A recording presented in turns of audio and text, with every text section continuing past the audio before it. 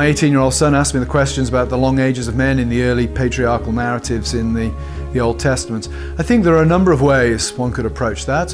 One has to be modest, and I think if you don't know the absolute right and correct answer for something, one has to be honest and say, I don't know, but it could be one of the following. One possibility is that the genealogies, that the great ages actually embrace a number of generations of the same family. So where the Bible seems to be talking about one person, it could actually be talking about a kind of dynasty. Another possibility is that the Bible is not counting years in quite the same way that we would count them today.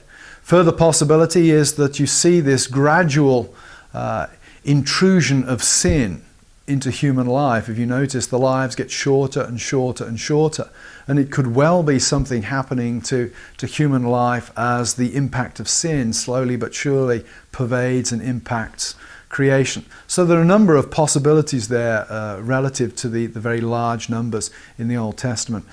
I would recommend on all such questions reading my colleague Vern Poythress. I found his book Redeeming Science to be the single most helpful thing I've read on creation. Part of the problem, Vern tells me, is that science is changing so rapidly. It's a bit of a moving target. So getting really good, solid, scientific answers to scientific problems from a biblical perspective can be tough at the moment because science itself is changing so rapidly.